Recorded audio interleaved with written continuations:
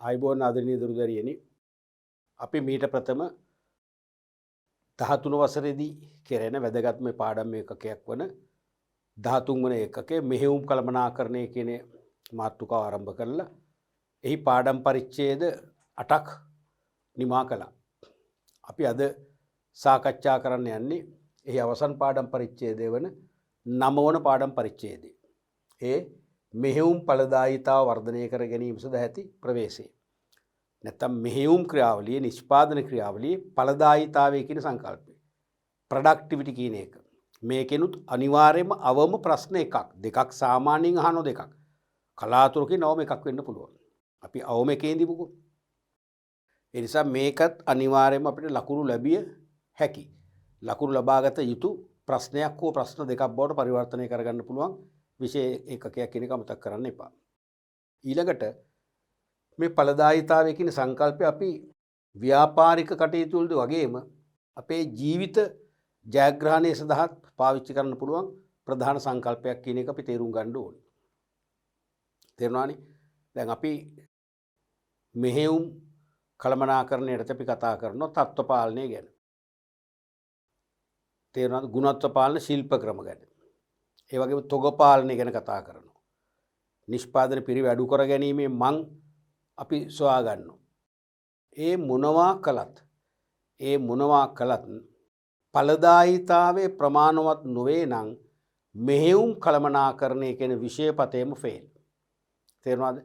මෙහෙයුම් කළමනාකරණය කියන විෂයපතය ශක්තිමත් කළමනාකරණ විෂයපතයක් බවට පවත්වාගෙන යාමට නම් ඵලදායීතාවය කියන සංකල්පයත් උපරිම ආකාරයෙන් උපරිම තලයෙන් පවත්වාගෙන යන්නට ඕනේ. ඒ නිසා අපි කියන්නේ අර හොඳ වැඩ ගොඩාක් කරලා කිරි කලයකට ගොම ටිකක් දැම්මම ඔක්කොම ඉවරයි කියලා. ඒ වගේ මෙහෙයුම් කළමනාකරණයේ සෙසු කළමනාකරණ ශ්‍රීතයන් සියල්ලම කාර්යක්ෂමව ඉෂ්ට කරනවා, නිවැරදිව ඉෂ්ට කරනවා. ඵලදායීතාව පමණක් නිවැරදිව ඉෂ්ට කළේ නැත්නම් සමස්ත මෙහෙයුම් කළමනාකරණ ක්‍රියාවලියම මොකද වෙන්නේ? ෆේල්. අසාර්ථක වෙනවා. ඒ නිසා මෙහෙයුම් කළමනාකරණයේ ගුණාත්මක භාවය මෙන්ම කාර්යක්ෂමතාවය ආරක්ෂා කරගත හැකි ඍජු සංකල්පයක්, ඍජු සහාය සංකල්පයක්, ඩිරෙක්ට් සපෝට් කන්සෙප්ට් එකක් තමයි ඵලදායීතාවය කියලා කියන්නේ. දැන් අපි මුලින්ම බලමු නිර්වචනයක් මේකට. productivity. The ratio of the relationship between inputs and outputs is known as productivity. The ratio of the relationships between inputs and outputs is known as productivity.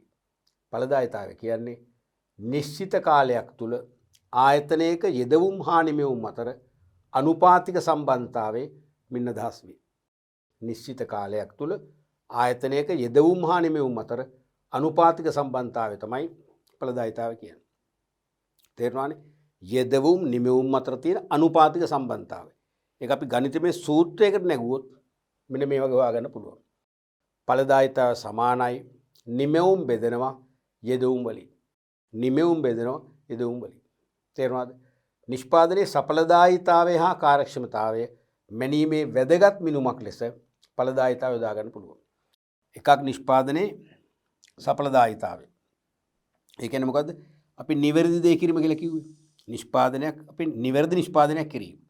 නිවැරදි නිමවුමක් බිහි කිරීම. අපට විකල්ප නිමවුම් දෙකක් තියෙනවා. අපට වඩා නිවැරදිව කරන්න පුළුවන් නිමවුම මොන අපි තෝරගන්න. ඒක තමයි නිෂ්පාදනයේ සඵලදායීතාවය කියන්නේ. නිෂ්පාදනයේදී අපි වඩා නිවැරදිම නිමවුමක් හඳුනා ගන්නවා. නිෂ්පාදනය කළ මාකට් එකට ගෙනියන්න.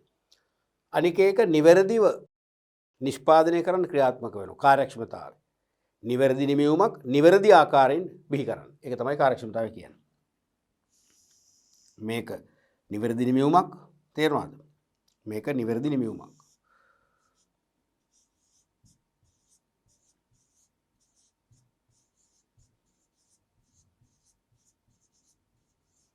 මේක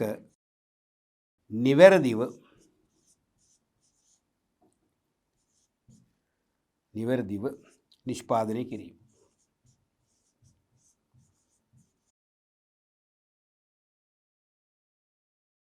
එමනම් නිවැරදි නිමවුමක් නිවැරදිව නිෂ්පාදනය කිරීම කියන ක්‍රියාව මැනීමේ වැදගත්ම මිනුම් දණ්ඩ තමයි ඵලදායීතාවය කියන්නේ.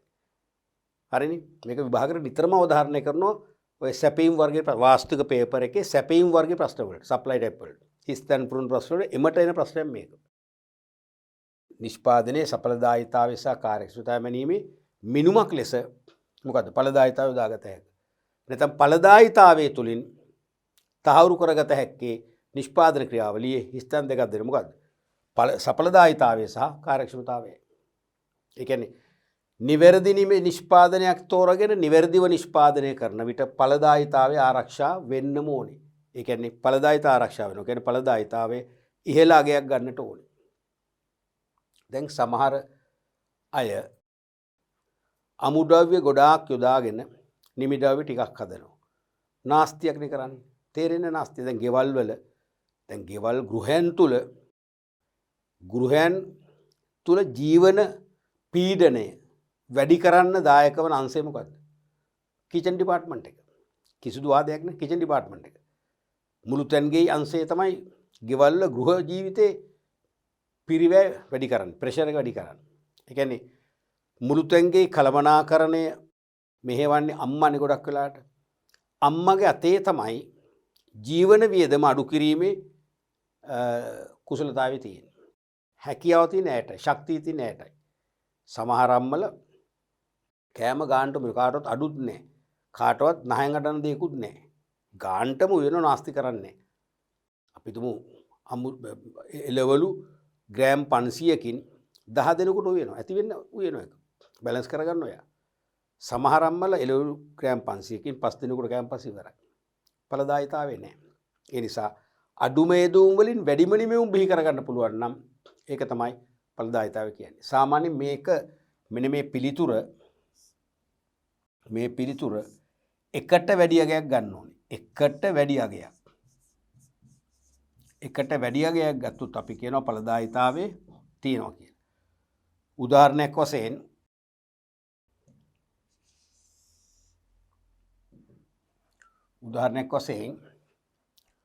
අපි හිතමු A සහ B කියලා ආයතන දෙකක් තියෙනවා. ඒ ආයතනයේ නිමෙවුම් 10යි යෙදවුම් 2යි. එහෙනම් ඵලදායීතාවය 5යි. B ආයතනයේ යෙදවුම් 10යි. නිමෙවුම් 5යි. එහෙනම් ඵලදායීතාවය 0.5යි.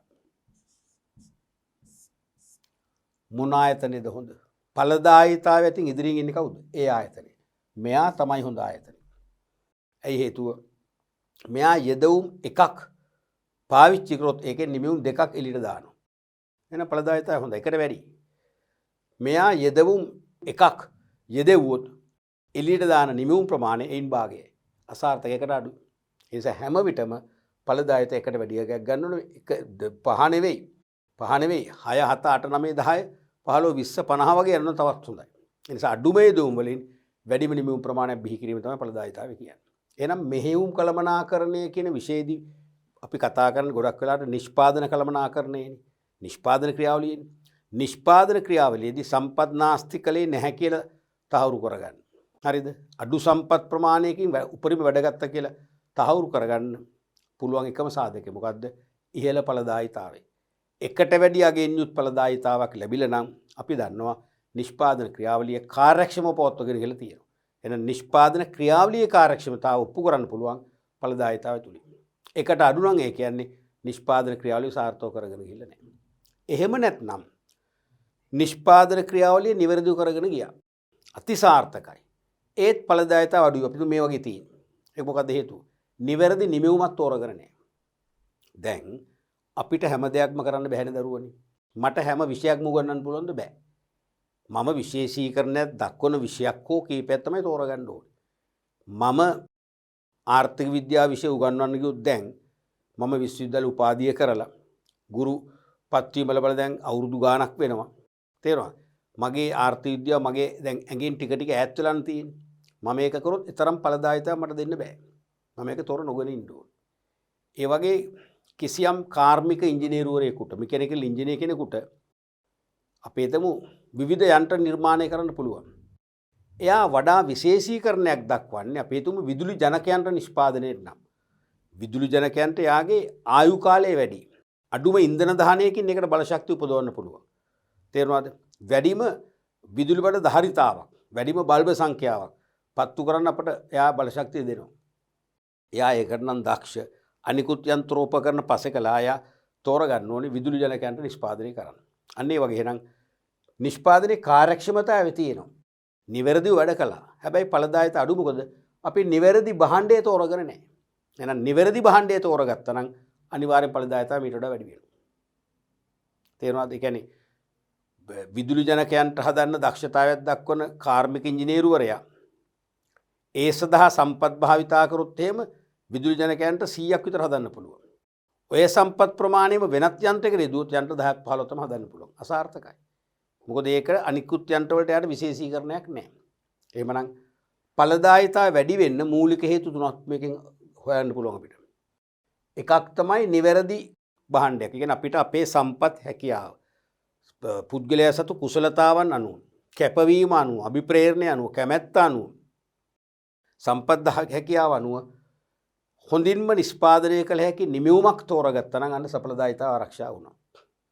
නිවැරදි නිෂ්පාදන ශිල්පීය ක්‍රම භාවිතා කරමින්, නිවැරදි නිෂ්පාදන ක්‍රම භාවිතා කරමින් නිෂ්පාදනය කරා නම් අනිවාර්යෙන් ඵලදායීතාවය ඉහළ යන්නට ඕන.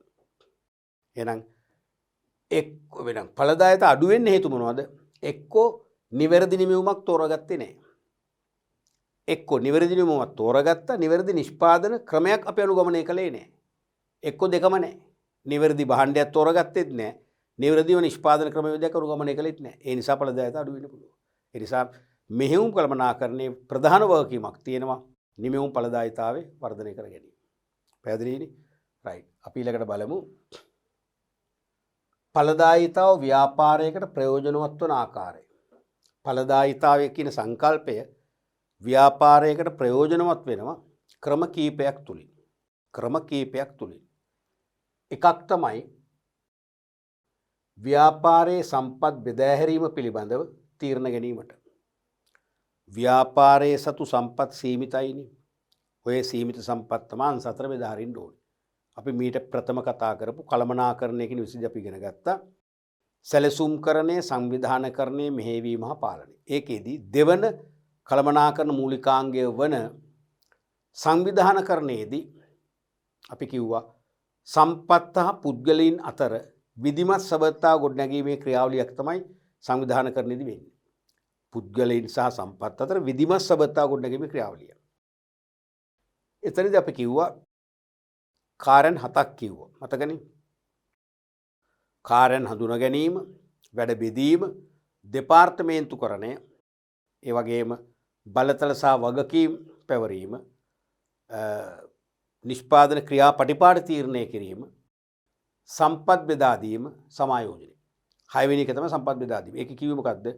ව්‍යාපාරයක් සතු සීමිත සම්පත් එක් අංශ හා අංශවල එක් සේවකයන් නැත්නම් කළමනාකරුවන්ට තීරණ ගැනීමට හැකිවනු පිණිස ප්‍රශස්ත ආකාරයෙන් බෙදා දෙන්න ඕනේ. ඒක තමයි සම්පත් බෙදීම කියලා කිව්වේ. එhmenan මේ ව්‍යාපාරයේ සම්පත් බෙදා හැරීම පිළිබඳව තීරණ ගන්න ඵලදායීතාව සංකල්පය උදගත් වෙනවා. අපි හිතමු A සහ B කියලා අංශ දෙකක් තියෙනවා. A අංශයට වඩා B අංශයේ ඵලදායීතාවය හොඳයි. A අංශයේ ඵලදායීතාවය අඩුයි. මොකද්ද මේකට හේතුව? A අංශයේ පුහුණු සේවකයෝ ඉන්නවා. හොඳ කළමනාකරුවෝ ඉන්නවා. හොඳ නායකත්වයක් තියෙනවා. අභිප්‍රේරණීය වූ උද්‍යෝගී වූ සේවකයෝ ඉන්නවා. හැබැයි සම්පත් මදි. ලැබෙන සම්පත් මදි නිසා දෙන්න නිමවුමක් නැහැ. අන්න අඩුව. එහෙනම් ඵලදායීතාවයේ මැන්නම අංශ දෙකේ අන්න තීරණය කරනවා. එහෙනම් ඒ අංශයටත් වැඩිපුර සම්පත් ටිකක් බෙදා හරින්න ඕනේ. අන්න සම්පත් බෙදා හැරීම නිවැරදි වෙනවා. ඒ වගේ ව්‍යාපාරයේ සම්පත් බෙදා හැරීම පිළිබඳව තීරණ ගන්න ඵලදායීතාවය සංකල්පය අපිට භාවිතා කරන්න පුළුවන්. දෙවෙනි එක තමයි ව්‍යාපාරයේ ප්‍රගතිය අවබෝධ කර ගැනීමට. ඕනම ව්‍යාපාරයක තියෙන ප්‍රගතියක්. එහෙනම් ප්‍රගතිය තේරුම් ගන්න, අවබෝධ කරගන්න පදනම් කරගත හැකි මූලික සාධකයක් වශයෙන් අපි දකිනවා. මොකද්ද? ඵලදායීතාවය. ඵලදායීතාවය ඊට ඉහළ අගයක් නම් සමාන ව්‍යාපාරයක සැසදුවත්, අපේම ව්‍යාපාරය අතීතයේ සමග සැසදුවත් මෙදා පාර ඵලදායීතාවය වැඩි අගයක් ගන්නවා නම් ඒ කියන්නේ මොකද්ද? ව්‍යාපාරේ ඉහළ ප්‍රගතියක් අත් කරගෙන තියෙනවා. ව්‍යාපාරය සංවර්ධනය වෙලා තියෙනවා කියලා තහවුරු කරගන්න පුළුවන්. එහෙම නොවේ නම් අතීත වර්ෂ එක සසදද්දි සමාන ව්‍යාපාරය එක සසදද්දි ඵලදායීත්වය පෙරට වඩා අඩු වෙලා නම් අපි තීරණය කරනවා එහෙනම් අනිවාර්යෙන් ව්‍යාපාරයේ ප්‍රගතියක් නෙවෙයි පසුබෑමක් තියෙන්නේ. අන්න ඒක තේරුම් ගන්න පුළුවන්. තුන්වෙනි එක තමයි ව්‍යාපාරයේ පුළුල් කිරීම පිළිබඳ තීරණ ගැනීමට. දැන් පවතින ව්‍යාපාරයේ අංශ තියෙන්නේ 4යි. මේ අංශ 4 කාර්යයන් ඔක්කොම එකට තෙරපිලා තියෙන්නේ. අංශ 4 සීළු සේවකයින්ට වැඩ පීඩනයකට ලක් වෙන්න වෙලා සිදුලා තියෙනවා. ඒ කියන්නේ එකම අංශය තුල කරන්න පුළුවන් වැඩ කාර්යයන් තියෙන්නේ 5යි. 10ක් කරනවා 12ක් කරනවා. මොකද හැම සේවකයෙකුටම වැඩ පීඩනයකට මුහුණ දෙන්න වෙනවා. ඒ කියන්නේ හැම සේවකයෙකුටම පැවරෙන වැඩ කොටස වැඩි වෙනවා. තවත් සේවකයෙක් තවත් තනතුරක කරන කාර්යන කොටසු මට පැවරෙනවා. මගේ තනතුර අනුව කරන කාර්යයන් සහ වෙනත් තනතුරක වැඩ කරන අය කාර්යනුත් පැටලුණොත් මොකද වෙන්නේ? මට වැඩ දෙකක් මට දරන්න බෑ එතකොට. ඒතර මට මොකද වෙන්නේ? මම වැඩ පීඩනයකට පත් වෙනවා කියලා අපි කියනවා. වැඩ පීඩනයකට. තේරෙනවද? වර්ක් ස්ට්‍රෙස් එකකට. ඒ නිසා අනිවාර්යයෙන්ම ව්‍යාපාරය පුළුල් කරන්න ඕනේ. තව අංශ දෙකක් ඕනේ. අංශ 6ක වැඩ තමයි අංශ 4කට අපි තෙරපල කරන්නේ. එහෙනම් අංශ තව දෙකක් වැඩි කරගත්තොත් මේ සේවක අංශ 6 අතර බෙදා හැරියොත් අනිවාර්යෙන් මීට වඩා හොඳ රිලැක්සේෂන් එකක් හොඳ සහනයක් ඇතුව නිදහසක් ඇතුව හැම සේවකයෙකුටම වැඩ කරන්න පුළුවන්කම ලැබෙනවා. සේවක උනන්දු වෙයි. අභිප්‍රේරණය වෙයි. සොකී කැමැත්තෙන් කැපෙලා වැඩ කරයි. ඵලදායීතාව වර්ධනය වෙයි. එහෙනම් අනිවාර්යයෙන්ම ව්‍යාපාරයේ පුළුල් කිරීම පිළිබඳ තීරණ ගන්න පුළුවන් ඵලදායීතාව කියන සංකල්පයේ අනුව. ඵලදායීතාව අපේක්ෂිත ලක්ෂණ ළඟා වෙලා නැත්නම් අපි බලන මොනවද හේතු? වැඩ පීඩනය වැඩි. අංශ 6ක් තියෙන උතන 4යි තියෙන. 4න් කරන්න බෑ. එන වහම තීරණය කරන ව්‍යාපාරය පුළුල් කරන්න. පැහැදිලිද? ඊළඟට සමාන ආයතන සමග ඵලදායීතාව සංසන්දනය කර ගැනීමට. කොහොමත් අපි සමාන ආයතන සමග සංසන්දනය කරන්න ඕනේ. අපි හිතනවා අපේ ව්‍යාපාරයේ নিরপেক্ষව ගත්තම ඵලදායීතාව ඉහළයි. ඇයි එහෙම කියන්නේ? මෑත පෙර වර්ෂවල ඵලදායීතාව මීට වඩා අඩු වගේක් තියෙනවා. දැන් මේ සැරේ වැඩි වගේක් තියෙනවා. අපි සතුටු වෙනවා. නමුත් සමාන ව්‍යාපාරات එක්ක සැසඳුවොත් සමාන ව්‍යාපාර කියන්නේ අපි වගේම භාණ්ඩ ආසේවා නිපදවල වෙළඳ පොළට ගෙන යන ව්‍යාපාර. එකම කර්මාන්තයෙන් යුක්ත ව්‍යාපාර. සමාන ව්‍යාපාර කියන්නේ මොනවද? එකම කර්මාන්තයෙන් යුක්ත ව්‍යාපාර. ඒගොල්ලන්ගේ සම්පත් ධාරිතාවේ ගොඩනැගිලි ගබඩා සේවක ධාරිතාව අපිට වඩා කොහොමද අඩුයි. අඩු වෙලා තියෙද්දිත් ඒගොල්ලන්ගේ ඵලදායීතාවය වැඩි. එහෙමනම් මොකද වෙන්නේ? අපි හොඳ නැහැ. අන්න තීරණය කරනවා. අපේම ව්‍යාපාරයේ අතීත ඵලදායීතාව සංසන්දනය කරොත් අපි ඉහළින් ඉන්නවා. නමුත් සමාන ව්‍යාපාරික සංසන්දනය කරොත් අපි පහළින් ඉන්නේ. ඇයි අඩුයි අපි? හේතුව අපිටත් වඩා සම්පත් ධාරිතාව අඩු. ව්‍යාපාර මීට වඩා ඵලදායීතාව ලැබලා තියෙනවා. අපි සෑහෙන පසුපසින් ඉන්නේ. ඒ නිසා සමාන ව්‍යාපාර සමග ඵලදායීතාව සංසන්දනය කරලා වඩා හොඳ තීරණ ගන්න පුළුවන්කම ලැබෙනවා. ඊළඟට සම්පත් භාවිතයේ කාර්යක්ෂමතාවය තහවුරු කරගන්න පුළුවන්. සම්පත් කාර්යක්ෂමව භාවිතා කරන්න. ඒ කියන්නේ මොකද්ද? නිවැරදිව භාවිතා කරනම් ඵලදායීතාව හොඳයි. ඵලදායීතාව ඉහළගයක් ගත්ත කියන්නේ මොකද්ද? අපි තීන්දුව කරනවා සම්පත් භාවිතයේ කාර්යක්ෂමතාවය ඊටාම නිවැරදි. ඇයි? සම්පත් නිවැරදිව පාවිච්චි කළා. නිවැරදි ප්‍රමාණ වලින් අපි නිෂ්පාදනයට යොදාගත්තා. නිවැරදි සම්පත් යොදාගත්තා. නිවැරදිව ගබඩා කළා. නිවැරදිව ආරක්ෂා කළා. නිවැරදිව සම්පත් භාවිතය පිළිබඳ වාර්තා තබා ගත්තා. සොරකම් සම්පූර්ණ නතර වුණා. නැශ වීම සහ යල්පැනීම් අඩු වුණා. මොකද අමුද්‍රව්‍ය කියන්නකො අමුද්‍රව්‍ය අපි ගත්තම අපි යන්නේ FIFO ක්‍රමයට. ෆස්ට් ඉන් ෆස්ට් අවුට්. මුලින් ගත්ත අමුද්‍රව්‍ය තමයි මුලින් නිකුත් කරන්නේ. කවදාකවත් නේ අමුද්‍රව්‍ය පරණ වෙන්නේ නැහැ. යල්පැනීම් නැහැ. අන්න අපි නිවැරදිව භාවිතා කරලා තියෙන සම්පත්. තේරෙනවද? එහෙනම් ඒ සම්පත් නිවැරදිව භාවිතා කිරීම තමයි සම්පත් භාවිතයේ කාර්යක්ෂමතාවය කියන්නේ. එහෙනම් ඒක හොඳ නම් ඵලදායීතාව වැඩි වෙන්න ඕන. ඵලදායීතාව අඩු කියන්නේ සම්පත් අපි වැරදි ආකාරයෙන් භාවිතා කළේ. කාර්යක්ෂමතාවය නෑ. පැහැදිලිද? ඊළඟට පුහුණු අවස්ථා හඳුනා ගැනීමට පුළුවන්. දැන් ඵලදායීතාව ඉතා ඉහළ අගයක් ගන්නව නම් පුහුණුව ගැන තරම් හිතන්න ඕනේ නැහැ. පුහුණු දක්ෂ සේවකෝ අපිට ඉන්නවා. ඒගොල්ලන්ගේ අවශ්‍ය ඉලක්කයට අවශ්‍ය ටාගට් එකට අපි ඇවිල්ලා තියෙනවා. නමුත් අපිට වඩා සම්පත් ධාරිතාවයේ අඩු අයගේ ව්‍යාපාරවල ඵලදායීතාවය වැඩි කියන්නේ අපේ මොකද්ද දුර්වලතාවයක් තියෙනවා. සේවකයොත් ඉන්නවා. අමුද්‍රව්‍ය තියෙනවා. ගබඩා පාසුකම් තියෙනවා. යන්ත්‍රෝපකරණ තියෙනවා. මෙවලම් තියෙනවා. සියල්ලම තියෙනවා. තිබුණා වුණත් මොකක්ද හේතුව? අපේ සේවකයෝ කැපවුණු සේවකයෝ ඉන්නවා. ඒක හරි අවංකයි. සොකිය කැමැත්තෙන් වැඩ කරනවා. මොටිවේට් වෙලා ඉන්නවා. හැබැයි වැඩ දන්නේ නැහැ. නවීන යන්ත්‍ර සූත්‍ර මෙවලම් පරිහරණය කරමින් තමන්ගේ රාජකාරීන් වඩා කාර්යක්ෂම කරන අවබෝධයක් නැහැ. අනිවාර්යයෙන්ම වෙන පුහුණුවක් දෙන්න ඕනේ. එහෙනම් මේ මෙච්චර සම්පත්තියේදී ඵලදායීතාවය අඩු වෙන්න හේතුව මොකද්ද? අපේ ව්‍යාපාර තුල තියෙන සම්පත් අතර එකම ජීවමාන සම්පත වන මොකද්ද? මිනිස් ශ්‍රමය හරියට උපයෝජනය කරගෙන නැහැ. එහෙනම් ඒ මිනිස් ශ්‍රමයට අපි පුහුණුවක් දීලා තමන්ට පැවරෙන කාර්යයන් වඩා පහසුවට, වඩා නිවැරදිව, වඩා වේගවත්ව සම්පත් නාස්ති අඩු කරමින් ඉටු කිරීමට හැකි දක්ෂතා පූර්ණ සේවකයන් බවට පත් කරන්න පුළුවන්. එසේ කිරීමෙන් ඵලදායීතාව වැඩි කරන්න පුළුවන්. එහෙනම් ඵලදායීතාව දැන් අපි මැන බැලුවම ඵලදායීතාව අඩු නිසා තමයි හේතු හෙව්වේ. අමුද්‍රව්‍ය තියෙනවා. තාක්ෂණයේ තියෙනවා. යන්ත්‍රෝපකරණ තියෙනවා. ගබඩාසා කම්මල් ධාරිතා තියෙනවා.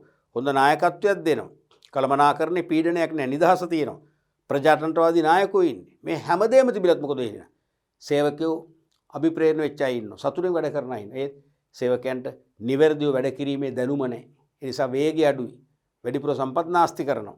ඒකයි ඵලදායීතාව. එහෙනම් අනිවාර්යයෙන්ම සේවකයන් පුහුණු කරලා සේවකයන් තුල නොතිබිය යුතු දුර්වල ගති ලක්ෂණ ඉවත් කරලා ක්‍රියාශීලී සේවකයෙක් තුල තිබිය යුතු ගති ලක්ෂණ වලින් පෝෂණය කරලා මෙයා පුහුණු සේවකයෙකුගේ තත්ත්වයට පත් කරගත්තාම ඵලදායීතාව වැඩි කරගන්න පුළුවන්. අන්න ඒ தත්ත්වය උදා කරගන්නත් පුළුවන්කම ලැබෙනවා ඵලදායීතාවය තුලින්. ඔය වගේ ඵලදායීතාවයේ ව්‍යාපාරයක කොටිම කියනවා සමස්ත කාර්යක්ෂමතාවයේ මැන බැලීමේ හොඳම නිර්ණායකයක් වශයෙන් උදා ගන්න පුළුවන්. සමස්ත කාර්යක්ෂමතාවයේ පිළිබිඹු කරන කැඩපතක් වශයෙන් ඵලදායීතාවය උදා ගන්න පුළුවන්කම ලැබෙනවා. පැහැදිලිනේ? රයිට්. ඊළඟට ඵලදායීතාව වර්ධනය කරගත හැකි ක්‍රම. ඕනම ව්‍යාපාරයකට ඵලදායීතාව වර්ධනය කරගන්න පුළුවන් මූලික ක්‍රම කිහිපයක් තියෙනවා. මේක බොහොම සරලව ඔයගොල්ලෝ දන්නවා. පළවෙනි එක තමයි යෙදවුම් ස්ථාවරව තිබියදී. මේ යෙදවුම් ස්ථාවරයි. ස්ථාවර තබාගෙන නිමෙවුම් වැඩි කරනවා. යෙදවුම් වැඩි කරන්නේ යෙදවුම් මේ මට්ටමේමයි. තියාගෙන කොහොම හරි නිමෙවුම් වැඩි කරනවා. යෙදවුම් වැඩි කරන්නේ සේවක අභිප්‍රේරණය කරනවා. සේවකයන්ට වැඩිපුර වැඩ කරන්න උනන්දු කරනවා. සේවකයෝ වැඩි කාලයක් කරන වැඩි අඩු කාලයකින් කරන්න තත්ත්වයටපත් කරගන්නවා. සේවකයන්ගේ සාමූහිකත්වය ඇති කරනවා. සේවක සම්බන්ධතාව වර්ධනය කරගන්නවා. තේරෙනවද? සේවකයෝ වැඩට එන වෙලාවටත් වඩා කලින් එන්න පොළඹවාගෙන ඒකක 10ක් 15ක් කර වැඩින් හදා ගන්නවා. මේ වගේ ක්‍රම තුලින් මොකද කරන්නේ? යෙදවුම් ස්ථාවරයි. නිමෙවුම් වැඩි කරගන්න. ඵලදායීතාවය. එක ක්‍රමයක්. දෙවෙනි එක නිමෙවුම් ස්ථාවරව තියාගන්න. නිමෙවුම් මේ ගානම. නිමෙවුම් ස්ථාවරව තියාගෙන මොකද කරන්නේ? යෙදවුම් අඩු කරනවා. නිමෙවුම් ස්ථාවරව තියාගෙන යෙදවුම් වැඩි කරොත් වැඩක් නැහැ නේ. ඵලදායීතාවය අඩු වෙනවනේ. එහෙනම් යෙදවුම් ස්ථාවරව තියාගෙන නිමෙවුම් ස්ථාවරව තියාගෙන යෙදවුම් අඩු කරගන්න. ඒත් හරිනේ. ඒත් අඩු යෙදවුම් වලින් වැඩි නිමෙවුම් ඵලදායීතාවය. ඒක තමයි කියන්නේ නිමෙවුම් ස්ථාවරව තබාගෙන යෙදවුම් අඩු කරනවා. පැහැදිලිනේ? තුන්වෙනි එක තමයි යෙදවුම් අඩු කිරීම හා නිමෙවුම් වැඩි කර ගැනීම. යෙදවුම් අඩු කරනවා තවත්. අඩු කරගන්න ගමන් නිමෙවුම් වැඩි කරගන්න චුට්ට. ඒත් මොකද වෙන්නේ? ඵලදායීතාවය වැඩි වෙනවා. කොහොමද යෙදවුම් හා නිමෙවුම් අතර පරාසය මොකද වෙන්නේ? දිග වෙන්න ඕන. දිග වුණොත් තමයි ඵලදායීතාවය වැඩි කියන්නේ. යෙදවුම් හා නිමෙවුම් අතර පරාසය අඩු වෙනවා කියන්නේ ඵලදායීතාවය අඩු.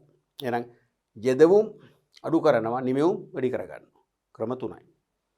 හතරවෙනි එක තමයි යෙදවුම් අඩු කරනවාට වඩා අඩු වේගයකින්. යෙදවුනුත් අඩු කරනවා නිමෙවුමත් දෙකම අඩු කරනවා. හැබැයි අඩු කරන්නේ මේ යෙදවුම් නම් මේ වංගත පැත්තේ තියෙන්නේ. යෙදවුම් අඩු කරනවාට වඩා අඩු වේගයෙන් තමයි මොකද්ද? නිමෙවුම් අඩු කරන්නේ. දෙකම අඩු කරනවා. තේරෙනවද? නිමෙවුම් අඩු කරනවට වඩා වැඩි වේගෙන් එන යෙදවුම් අඩු. ඒ කියන්නේ තමයි කියන්නේ යෙදවුම් අඩු කරනවාට වඩා අඩු වේගයකින් නිමෙවුම් අඩු කරනවා කියන්නේ ඒකයි. නැත්නම් නිමෙවුම් අඩු කරන වේගයට වඩා වැඩි වේගයකින් යෙදවුම් අඩු කරනවා කියන්නේ ඒකයි. තේරෙනවද? හරිනේ? යෙදවුම් අඩු කරනවාට වඩා අඩු වේගයකින් නිමෙවුම් අඩු කරනවා කියන්නේ නිමෙවුම් අඩු කරන වේගයට වඩා වැඩි වේගයකින් යෙදවුම් අඩු කරනවා. ඒත් ඵලදායීතාවය ඉහළයි. එහෙම නැත්නම් යෙදවුම් වැඩි කරනවාට වඩා වැඩි වේගයකින් නිමෙවුම් වැඩි කරනවා. දෙකම වැඩි කරනවා. මේ තියෙන වම් මාත මේ යෙදවුම්. මේ පෑන තියෙන මගේ නිමෙවුම් වල. එහෙනම් යෙදවුම් නිමෙවුම් දෙකම වැඩි කරනවා. හැබැයි යෙදවුම් වැඩි කරනට වඩා වැඩි වේගෙන් මේ තේරෙනවද? මේ යෙදවුම් වැඩි කරනවාට වඩා වැඩි වේගයෙන් මෙන්න නිමෙවුම් වැඩි කරගන්නවා. ඒත් ඵලදායීතාවය වැඩි. හේතුඵලදායීතාව වගේ ප්‍රධාන ක්‍රම කීපයකින් ඵලදායීතාව වර්ධනය කරගන්න පුළුවන්කම තියෙනවා. පැහැදිලිනේ? right. ඒතර මේක විභාගයට මතකද මේක විභාගයට විවිධ කෝණයන්ගෙන් ප්‍රශ්න අහන වාස්තික පේපර් එකේ. හරිද? ක්‍රම පහෙන් හතරක්වත් සමාන ලියන්න වෙන අවස්ථා තියෙනවා. මතකනේ පළවෙනි එක නැවත බලුවොත් යෙදවුම් වැඩි කරන්නේ. යෙදවුම් ස්ථාවරව තියන් ඒ කියන්නේ කලින් පාවිච්චි කර කලින් භාවිතා කර යෙදවුම් ප්‍රමාණයෙන්ම නිමෙවුම් වැඩි කරගන්න. නිමෙවුම් වැඩි කරගන්න. දෙවෙනි එක නිමෙවුම් ස්ථාවරව තියාගෙන නිමෙවුම් වැඩි කරන්නේ නැහැ. යෙදවුම් අඩු කරගන්න. ඒත් ඵලදායීතාව වර්ධනය වෙනවා. අනික යෙදවුම් අඩු කිරීම හා නිමෙවුම් වැඩි කිරීම. යෙදවුම් අඩු කරනවා අනිත් පැත්ත නිමෙවුම් වැඩි කරනවා ප්‍රතිලෝමව. ඒත් ඵලදායීතාවය. අනිත් එක යෙදවුම් අඩු කරනවාට වඩා අඩු වේගෙන් නිමෙවුම් අඩු කරනවා. දෙකම අඩු කරනවා. හැබැයි යෙදවුම් වැඩි වේගෙන් අඩු කරනවා. ඒක තමයි කියන්නේ. යෙදවුම් අඩු කරනවාට වඩා අඩු වේගයකින් නිමෙවුම් අඩු කිරීම. ඔක අනිත් පැත්තට ගෙනවොත් කොහොමද? නිමෙවුම් අඩු කිරීමට වඩා වැඩි වේගයකින් යෙදවුම් අඩු කරගන්න. ඒත් ඵලදායීතාවය.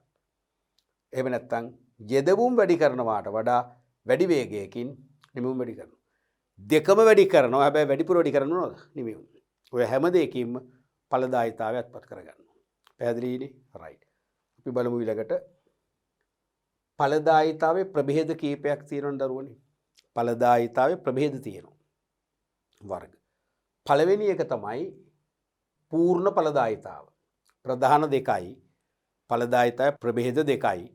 එකක් තමයි පූර්ණ ඵලදායීතාවය, අනිත් එක ආංශික ඵලදායීතාවය. එකක් පූර්ණ ඵලදායීතාවය, අනිත් එක ආංශික ඵලදායීතාවය. පූර්ණ ඵලදායීතාවය කියන්නේ සමස්ත නිමෙවුම් බෙදෙනවා සමස්ත යෙදවුම් වලින්. මේ තියෙන්නේ සමස්ත. හරිනේ? සමස්ත.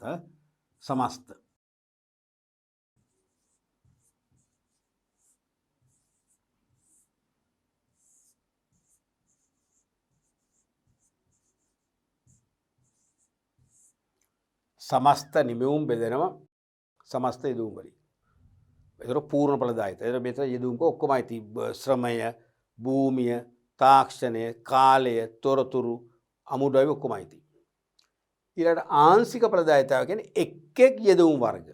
එක් යෙදවුම් වර්ගයක් මූලික සාධකයක් ලෙස සලකලා මහා පොදු සාධකයක් ලෙස සලකලා එක් යෙදවුම් වර්ගයෙන් නිමෙවුම් බෙදෙනවා. නිමෙවුම් බෙදෙනවා එක් යෙදවුම් වර්ගයෙන්. ඒතර තමයි ආංශික ඵලදායීතාව වෙන්නේ. ආංශික වශයෙන් බලන්න.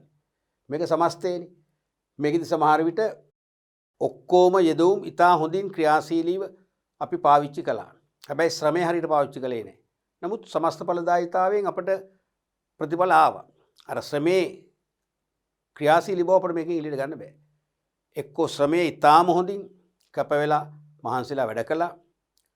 අමුද්‍රව්‍ය නිවැරදිව භාවිතා කළේ නැහැ. නමුත් සමස්ත සෙසු සාධක ධනාත්මක නිසා ඍණාත්මක වූ එකම සාධකය වන අමුද්‍රව්‍ය පිළිබඳ අපට අදහසක් මේකෙන් එළියට ගන්න බෑ. ඒ නිසා තමයි සමස්ත ඵලදායීතාවයට අමතරව එක් අංශ වශයෙන් සෙක්ෂන් වයිස් ආංශික වශයෙන් ඵලදායීතාව මනින්නේ. ඒතර එක් යෙදවුමේ අමුද්‍රව්‍ය යන්ත්‍රවල තාක්ෂණ ආදී වශයෙන් එක ශ්‍රේෂ්ඨවල වලින් ඵලදායීතාව අපිට මැනගන්න පුළුවන්. ඒ ටික ඔක්කොම එකතු කරාම අපිට තීරණය කරන්න පුළුවන්. අපිට දකින්න පුළුවන් සමස්ත ඵලදායීතාවයත් යහපත්ද අයහපත්ද කියලා. පැහැදිලිනේ? එහෙනම් ආංශික ඵලදායීතාවයේ පළවෙනි ප්‍රභේදය තමයි අමුද්‍රව්‍ය ඵලදායීතාව. අමුද්‍රව්‍ය ඵලදායීතාව. ඒ කියන්නේ නිමෙවුම් බෙදෙනවා අමුද්‍රව්‍ය. නිමෙවුම් බෙදෙනවා අමුද්‍රව්‍ය. තේරෙනවනේ? නිමෙවුම් බෙදෙනවා අමුද්‍රව්‍ය. එතකොට සෙසු යෙදවුම් ගන්නේ නැහැ. බලනවා අමුද්‍රව්‍ය දැන් මේකෙත් එන්නේ නිමෙවුම් බෙදීම අමුද්‍රව්‍ය. අපි හිතමු මේකේ ආව කියලා 4ට 2 ඒ කියන්නේ 2යි. ඒ කියන්නේ අමුද්‍රව්‍ය එකක් භාවිතා කළොත් නිමෙවුම් දෙකක් බිහි කරන්න පුළුවන්. අතීත ව්‍යාපාරවල අපට ආව 1යි. දැන් 2යි කියන්නේ හොඳයි. ගුණයකින් වැඩිලා තියෙනවා. සමාන ව්‍යාපාරවල තියෙන 0.5යි. එහෙනම් අපි ඒ වගේ 3 ගුණයකින් ඉදිරියෙන් ඉන්නවා. ඒ වගේ තීරණය ගන්න පුළුවන්. එහෙනම් අමුද්‍රව්‍ය වල කාර්යක්ෂම භාවිතය. අමුද්‍රව්‍ය වල කාර්යක්ෂමතාවය. නිවැරදිව අමුද්‍රව්‍ය භාවිතා කිරීම කියන දේවල් පිළිබඳ අපට තීරණයක් ගන්න පුළුවන්කම ලැබෙනවා අමුද්‍රව්‍ය ඵලදායීතාවය. තේරෙනවද? එහෙනම් මේ ද්‍රව්‍ය ඵලදායීතාව වර්ධනය කරගත හැකි ආකාර විභාගයට අහනවා. ද්‍රව්‍ය ඵලදායීතාවය අපිට වැඩි කරගන්න පුළුවන් ක්‍රම තියෙනවා. එකක් තමයි ඉහළ තත්ත්වයෙන් යුත් අමුද්‍රව්‍ය යොදා ගැනීම. උසස් තත්ත්වයෙන් අමුද්‍රව්‍ය පාවිච්චි කරොත් අමුද්‍රව්‍ය ඵලදායීතාව වැඩි කරගත හැකි බවට ස්ථිර මතයක් තියෙනවා අපි අතර. ඉහළ තත්ත්වයෙන් ඒ කියන්නේ උසස් ගණයේ අමුද්‍රව්‍ය යොදා ගන්න පුළුවන්. හරිනේ. අමුද්‍රව්‍ය වල තත්ත්වයේ උසස් නම් නිරන්තරයෙන්ම වැඩි නිමවුම් ප්‍රමාණයක් එනවා. එහෙමනේ වෙන්නේ. දැන් මේ සිංහල අවුරුදු වලදී අපේ ගෙවල් වල වැලිතල පහදනවා අපේ ප්‍රධාන කෑමක් එක. අපේ සහෝදරිය මට එන එකම නංගි වැලිතල පහදුවා. එයා කියන පැණි බෝතලයකින් හැදුවේ මෙච්චර කියලා ප්‍රමාණයක් පෙන්නනවා. හරිද? ඊට පස්සේ අපේ ගෙදර හදපු වෙන අපේ පැණි බෝතල් භාගයයි. ඒ භාගෙම ওই ප්‍රමාණය හැදුවානේ. එයා හදුවේ අපි හිතමු වැලිතලප කිලෝ එකක් නම් පැණි බෝතලයක් වැය වුණා. අපේ ගෙදර ගියේ පැණි බෝතල් භාගයයි. මොකද්ද වෙනස? පැණි වල ගුණාත්මක බව. නංගි කොහොමත් අඩු මිලට බාල පැණි බත් ගත්ත කියලා යාම කියනවා. ඒ නිසා තමයි අර රසය වැඩි කරන්න පැණි වැඩිපුර දාන්න උන. අර ටිකක් ඝනට හදපු හොඳ පැණි භාවිතා කරොත් පැණි අඩුවෙන් පාවිච්චි කළා. අන්න එහෙනම් තේරෙනවද? ඉහළ තත්ත්වයෙන් උත් අමුද්‍රව්‍ය කියන්නේ ඒකයි. උසස් ගණයේ අමුද්‍රව්‍ය භාවිතා කරොත් අනිවාර්යෙන් ප්‍රොඩක්ටිවිටි පිට අපිට වැඩි කරගන්න පුළුවන්. අනිවාර්යෙන් ඵලදායීතාවයේ ප්‍රොඩක්ටිවිටි එක ඉහළ දාගන්න පුළුවන්. මගේ මිත්‍රයෙක් ගේ බිරිඳක් මට හම්බ වෙනවා එක්තරා සුපිරිවෙලින් සැලකදී. එතකොට ඒගොල්ලන්ට එහෙම ආදායමක් නැහැ. මටත් නැහැ. නමුත් මට වඩා ආදායම අඩු මට්ටමේ ඒගොල්ලෝ ඉන්නේ. ඉතින් ඒගොල්ලෝ සුපිරිවෙලින් ගොඩක් බඩු ගත්තා. විශේෂයෙන්ම එළවලු මම දැක්ක පුරවල තිබුණා අර කාට් එකේ. මම පස්සේ ටිකක් පුදුමත් තුල මම ඒක පුදුම සහගත බව පෙන්වුවේ නැහැ. හරි නෑනේ. මම කොහොමද ඔයගොල්ලෝ මෙහෙන්ද බඩු ගන්න කියලා. අපි මේකෙන් තමයි බඩු ගන්නේ. හරි මානේ මේකෙන් මේ ගොඩක් ගත්තාම අපිට ලොකු වාසයන්ක ඩිස්කවුන්ට් තියෙනවා එක දවසල එක භාණ්ඩ වලට. ඔක්කොට මේකේ එළවලු අපි ගන්න මෙතනින් කිව්වා. චුට්ටක් මිල වැඩි කිව්වා. නමුත් මේකේ බොන්චි කිලෝ එකක් ගත්තොත් කිලෝ එකම අපිට සතියට බෙදාගෙන පාවිච්චි කරන්න පුළුවන්. අහක දාන දෙයක් නැහැ. බොන්චි කිලෝ අපි රුපියල් 300යි කියලා. නමුත් එළියෙන් ගත්තොත් රුපියල් 250යි 50ක් ලාභයි. හැබැයි බොන්චි කිලෝ එකෙන් භාගයකට ආසන්න ප්‍රමාණයක් අහක දාන්න වෙනවා. මෝරච්ච තියෙනවා, තැම්බිච්ච තියෙනවා, තැලිච්ච තියෙනවා ලිස්ට් එකක් කියනවා. ඊට ලාභයි මේක. අනිවාර්යෙන් සාපේක්ෂව අඩු ආදායම් ලබන කෙනෙකුට එයාගේ තීන්දුව හරියටම හරිනේ. හරිනේ. එහෙනම් එතනදී රුපියල් 50ක් වැඩිපුර දීලා බොන්චි කියන අමුද්‍රව්‍ය කිලෝ එක ගත්තම ඒකට එක වැඩි වේල් ගණනක් ඒකට පරිමහ ගන්න පුළුවන්. ඒක තමයි මේ කියන්නේ. උසස් තත්ත්වයේ අමුද්‍රව්‍ය භාවිතා කිරීමෙන් වැඩි නිමෙවුම් ධාරිතාවක් එළියට ගන්න පුළුවන්. පැහැදිලිද? දෙවැනි එක අපතය හා නාස්තිය අවම කරගන්න. දැන් අපි හිතමු සාමාන්‍ය මට්ටමේ අමුද්‍රව්‍ය කියලා ඒත් ප්‍රශ්නයක් නෑ. අපි අපතයාම් අඩු කරගන්නව නම් නාස්ති අඩු කරගන්නව නම් අපිට තවත් ඵලදායීතාව වැඩි කරගන්න පුළුවන්.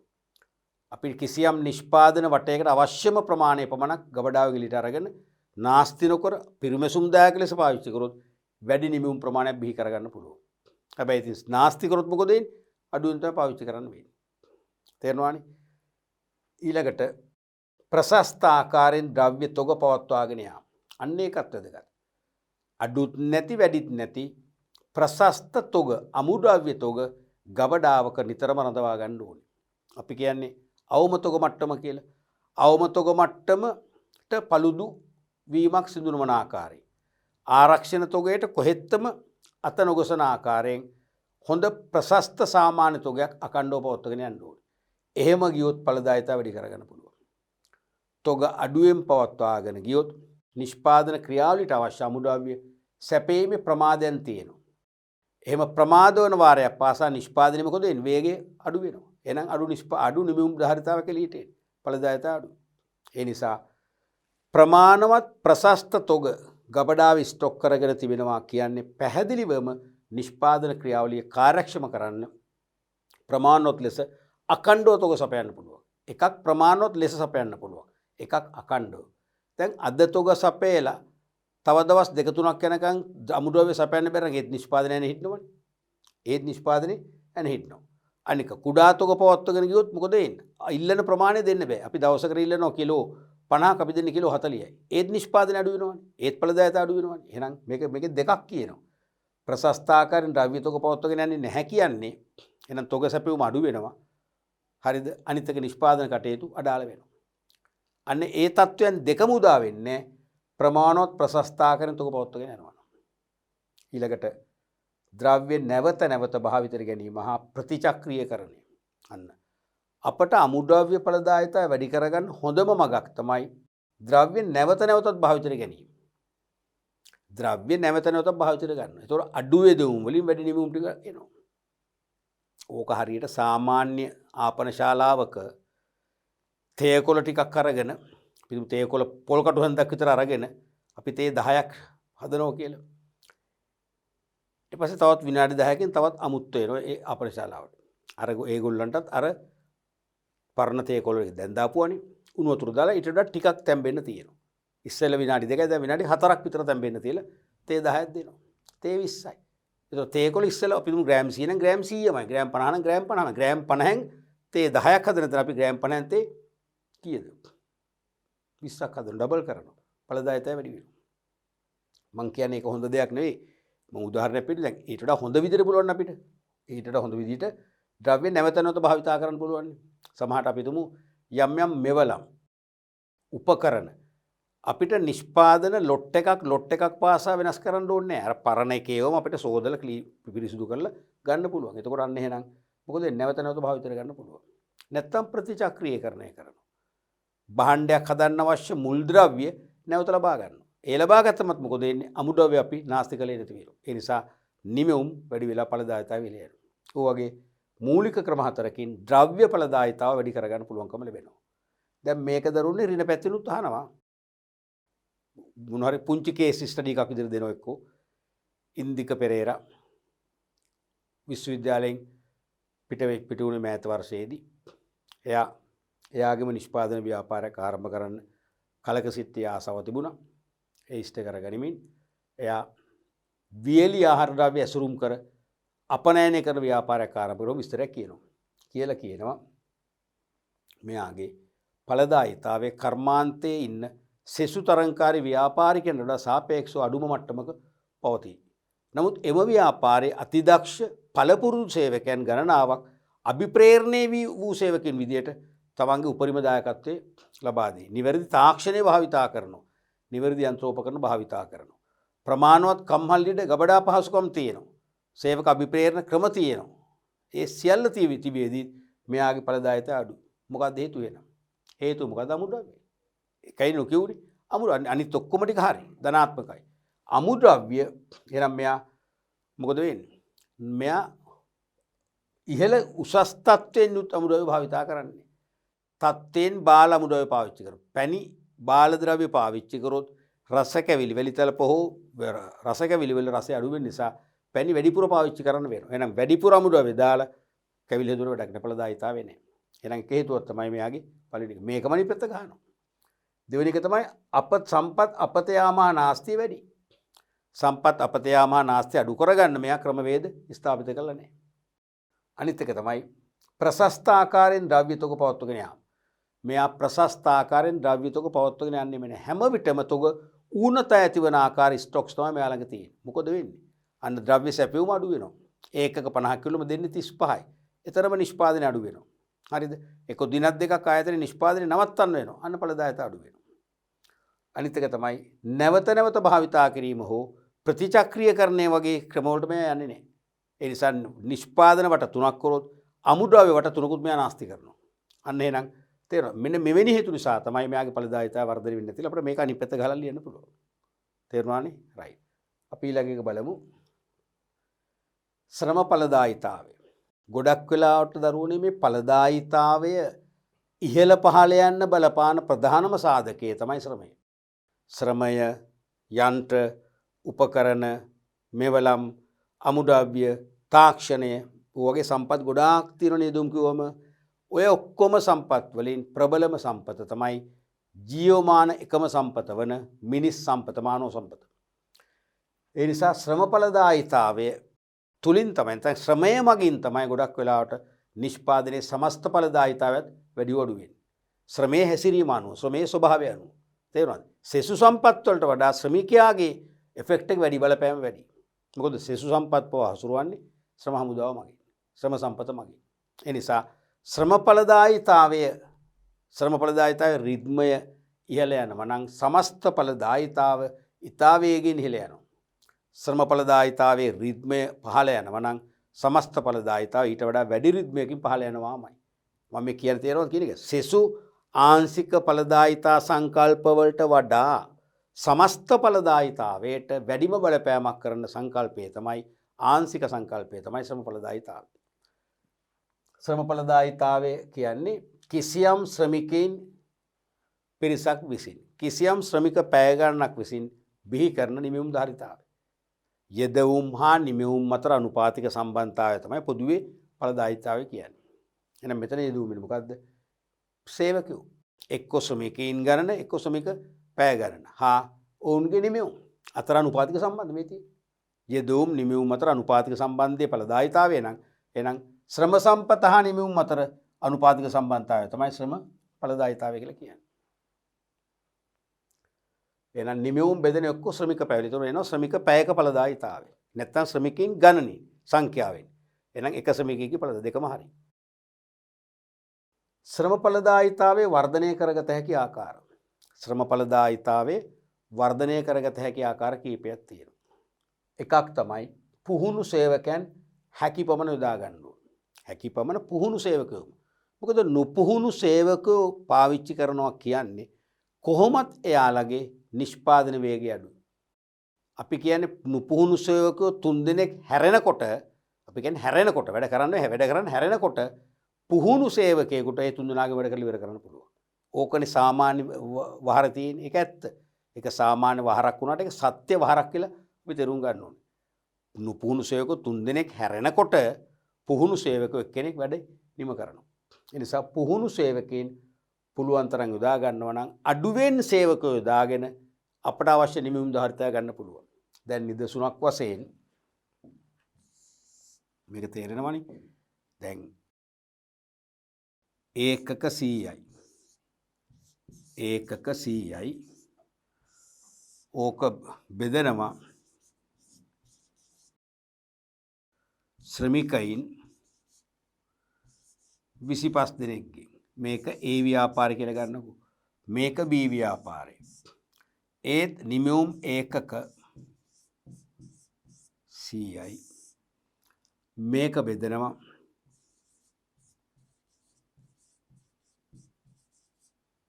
ශ්‍රමිකයින් 10 දෙනාගෙන්. පිළිතුර මොකද්ද? 10යි. ඵලදායිතාව ඒකක 10යි. මේකේ පිළිතුර 25 වරක් 4යි. ඒකක 4යි. මොකද වෙන්නේ? ඵලදායිතාව ඉහළ ශ්‍රම ඵලදායිතාව වැඩි කාගේද? B ගෙනේ. ඇයි ඒකක 100ක් ගන්නේ ශ්‍රමිකයන් 25ක් යොදාගෙන. B ඒකක 100ම ගන්නවා ශ්‍රමිකයන් 10ක් යොදාගෙන. නම් ශ්‍රම ඵලදායිතාව වැඩි වෙයි. තේරෙයි. එහෙනම් මොකද හේතුව? මෙතන ශ්‍රමිකයන් සංඛ්‍යාව වැඩි වෙලත් වැඩි වෙන්නේ නැති මොකද? නුපුහුණු සේවකෝ. නුපුහුණු සේවකෝ නිසා මේගොල්ලන්ගේ නිෂ්පාදන වේගය අඩුයි. වැරදීම් වැඩි. දෝෂාගත නිමෙවුම් වැඩි. ඒක කන්ඩෙම් වෙනවනේ. මෙතන පුහුණු සේවකෝ වරදින්නේ නැහැ. නිෂ්පාදන වේගය වැඩි. තේරෙනවද? නාස්ති අඩුයි. නැවත ඒගොල්ලෝ අමුඩව භාවිතා කරන්න දන්නවා. ඒ නිසා මේගොල්ලන්ගේ ඵලදායිතාව වැඩි. හරිනේ පළවෙනි එක. දෙවෙනි එක තමයි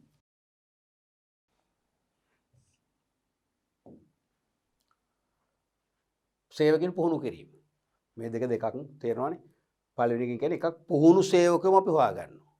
නවකින් වශයෙන් බදව ගන්නකොට පුහුණු සේවකයෝ පමණයි. දෙවෙනි එක දැන් අපේ දැනටමත් ඉන්නවනේ සේවකයෝ පිරිසක් පරණ අය. ඒගොල්ලෝ පුහුණුවක් දෙන්න ඕනේ. අලුත් තාක්ෂණික මෙවලම් උපකරණ ඔය පරිගණක වැඩසටහන් මගින් ක්‍රියාත්මක කරන නවීන යන්ත්‍රෝපකරණ ක්‍රියාත්මක කරන දන්නේ නැහැ. ඉතින් පරණ අය කියලා අයින් කරන්නත් බෑනේ. අන්න ඒගොල්ලන්ට පුහුණුවක් දෙනවා. පුහුණුවක් දීලා පුහුණු සේවකයෙක් විදිහට වැඩ කරන තත්ත්වයටපත් කරනවා. ඒත් හරිනේ. එක්ක පුහුණු සේවකපත් කරගන්නවා, බදව ගන්නවා. නැත්නම් ඉන්න සේවකයන්ට පුහුණුවක් ලබා දෙනවා. තුන්වෙනි එක. සමහර විට පුහුණුවක් දුන්නත් පුහුණුවෙන් පමණක් බැරි දේවල් තියෙනවා. පුහුණුවෙන් පමණක් බැරි දේවල් තියෙනවනේ. සමහර සේවකයෝ කලකිරලා ඉන්නේ. සේවකයෝට රැකියා තෘප්තිය අහිමි වෙලා තියෙනවා. එවැනි තත්ත්වයක නම් රැකියා තෘප්තිය දනවන ක්‍රියාකාරකම් කීපයක් දියුත් කරු විතරයි මේගොල්ලෝ මහන්සිලා වැඩ කරන්නේ. උදාහරණයක් වශයෙන් මූල්‍ය හා මූල්‍ය නොවන සේවක දිරිගැන්වීම දාගන්න පුළුවන්. දැන් අතෘප්තිමත් සේවකයෝ ඉන්නේ නිසා මේගොල්ලෝ මන්දගාමී. හිතාමතාම මන්දගාමීව. අපි කියන්නේ ගෝස්ලෝ කියලා සෙමින් වැඩ කරන්නේ. ඒ වගේම work to rule අකුරට වැඩ කරන්නේ. ප්‍රධාන දේ විතරක් කරනවා අප්‍රධානව කිසිවක් කරන්නේ නැහැ. ඵලදායීතා අඩු වෙනවා. මොකද හේතුව සේවක අභිප්‍රේරණයක් නැහැ. එහෙනම් මූල්‍යමය දිරිගැන්වීම මූල්‍යමය නොවන දිරිගැන්වීම මේ සේවකයෝ මොකද කරන්නේ? යලි උපද්දවනවා. තේරෙනවද? යලි නැගිට්ටවනවා. පිපිදුණු සේවකින් බවට විජිලන්ට් ලේබරස්ලා බවට විජිලන්ට් වර්කර්ස්ලා බවට පත් කරනවා. හරිනේ?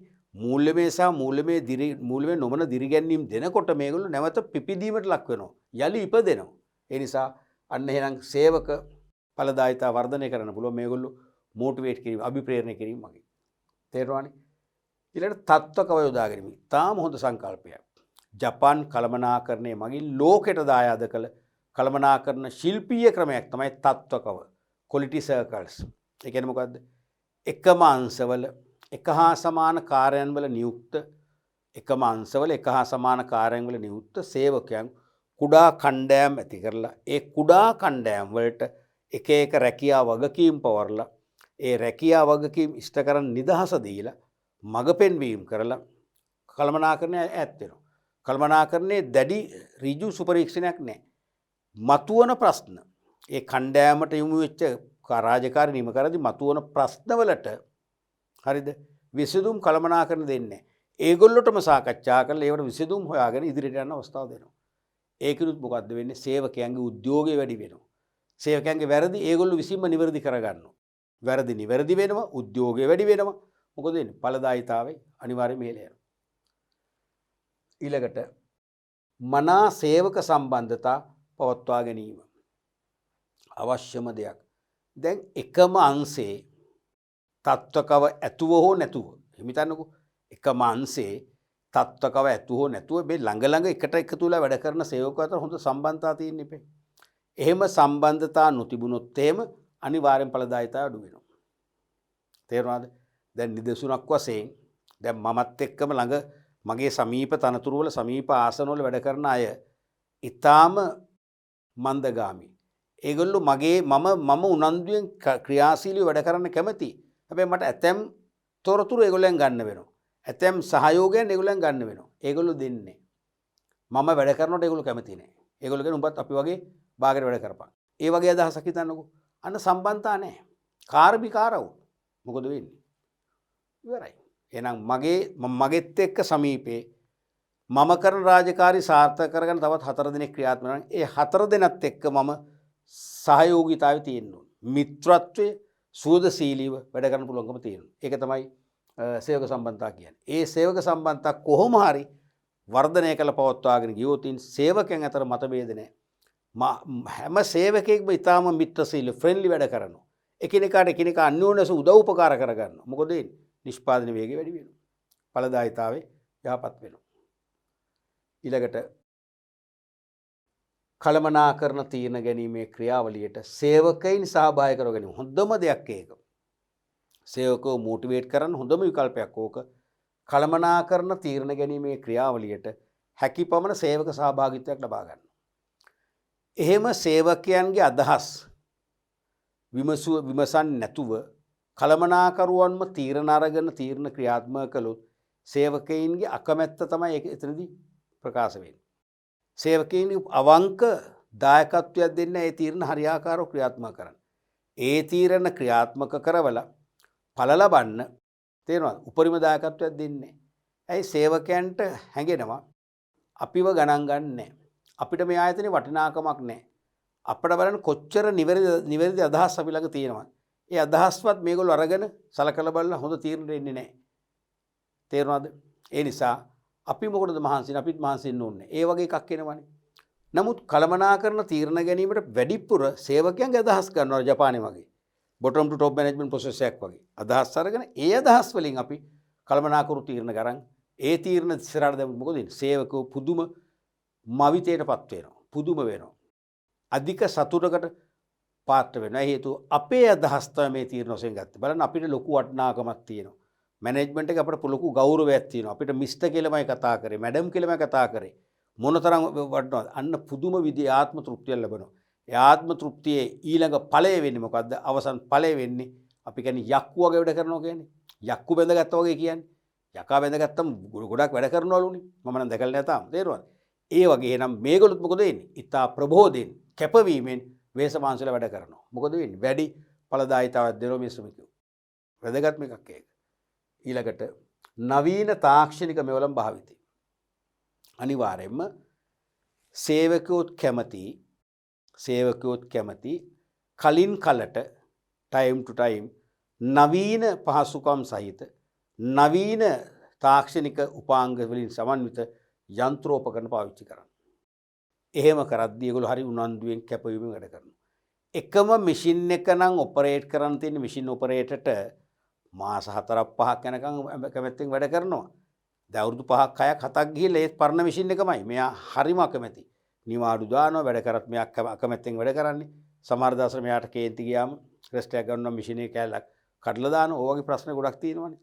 ඒ නිසා සේවකයන්ගේ උද්‍යෝගීමත් භාවයේ දිගු කාලෙත් අකණ්ඩව ගෙනියන්න නම් වසරකට දෙකකට සැරයක් අලුතෙන් එන නවීන තාක්ෂණික මෙවලම් සහිත උපකරණ සේවකයන්ට දෙන්න ඕනේ. හරි ආසාවෙන් සේවකව වැඩ කරනවා. හරිම ආසාවෙන් සේවකව ඊට පස්සේ මොකද කරන්නේ? වැඩ කරන්න පටන් ගන්නවා. මොකද වෙන්නේ? ඵලදායීතාවය ඉහළ යනවා. ඔය වගේ ශ්‍රම ඵලදායීතාවය තමයි ආයතනයක සමස්ත ඵලදායීතාවේ වටිනාම උපාංගය වෙන්නේ. ඒ කියන්නේ ශ්‍රම ඵලදායීතාවේ විශාල ප්‍රමාණයෙන් ඉහළ යාමෙන් තමයි සමස්ත ඵලදායීතාවක් විශාල වශයෙන් වර්ධනය කරගත හැකියි. ඒ නිසා ශ්‍රම ඵලදායීතාව වර්ධනය කරන්න මේ වගේ ක්‍රම ගණනාවක් තියෙනවා කියන එකත් අමතක කරන්න එපා. පැහැදිලිනේ? රයිට්. අපි යමු ඊළඟ කොටසට. යාන්ත්‍රික ඵලදායීතාවය. යාන්ත්‍රික ඵලදායීතාව නිමෙවුම් බෙදනවා යන්ත්‍ර සූත්‍ර යෙදවීම් වලින් නැත්නම් යන්ත්‍ර වලින්. තවත් ආංශික එකක්. දැන් ශ්‍රමයේ තරම්ම වැදගත් නොවුනත් මේකත් වැදගත් ඉතින්. ඒ කියන්නේ කිසියම් යන්ත්‍රයකින් කෙතරම් ප්‍රමාණයක් නිපදවනවද? නැත්නම් යෙදවුම් මහ නිමෙවුම් අතර අනුපාතික සම්බන්ධතාවයේ ඵලදායීතාවයේ නම් එහෙනම් යාන්ත්‍රික ඵලදායීතාවය කියන්නේ මොකද්ද? යෙදවුම් කියන්නේ මොකද්ද මෙතන? යන්ත්‍ර සූත්‍ර යෙදවුම් සහ යන්ත්‍ර සූත්‍ර වල නිමෙවුම් අතර අනුපාතික සම්බන්ධය. නැත්නම් යන්ත්‍ර හා නිමෙවුම් අතර අනුපාතික සම්බන්ධතාවය තමයි යාන්ත්‍රික ඵලදායීතාවය කියලා කියන්නේ. ඒතර ඒක හොයන්නේ නිමෙවුම් වලින් බෙදෙනවා යන්ත්‍ර සූත්‍ර යෙදවුම්. නැත්නම් අපිට දාන්න පුළුවන් මේකට වරහන් ඇතුලේ යන්ත්‍ර පෑ ගන්නත් දාන්න පුළුවන්. එහෙම දාන්න පුළුවන්. ඒත් එන්නේ මේකම යන්ත්‍ර පෑයක නිමෙවුම් කීයද? අතීතයේ සමග සමගාමී ව්‍යාපාර සමග සසඳන්න පුළුවන්. එනම් යන්ත්‍ර ඵලදායීතාවය වර්ධනය කරගත හැකි ක්‍රම. යන්ත්‍ර ඵලදායීතාවය වර්ධනය කරන්නත් ක්‍රම තියෙනවා. මොනවද ක්‍රම? ක්‍රම තමයි නවීන දියුණු යන්ත්‍ර භාවිතය. දැන් යන්ත්‍ර තාක්ෂණික ලෝකයේ වේගයෙන් අලුත් වෙවි ඉස්සරහට යනවනේ. වේගයෙන්ම වෙනස් වෙන්නේ අලුත් වෙන තාක්ෂණ පරිසරයේනේ. සාර්ව පරිසරයේ. එහෙමනම් නිරන්තරයෙන් වාර්ෂිකව නැත්නම් ඊටත් අඩු කාලයක් තුල අලුත් යන්ත්‍ර එළියට එනවා. වැය නිෂ්පාදන වේගය වැඩි, නඩත්තු කිරීම පහසුව තියෙනවා, පරිහරණය කිරීම පහසුයි.